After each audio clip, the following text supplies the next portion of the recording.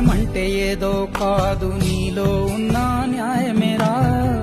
ఓడిపోదులేరా నీ సంకల్పం ఏ సాయం లేకున్నా నీ తోడు ఒంటరిగా అందరికై పోరాడు గెలవాలి నీలాంటి మంచోడు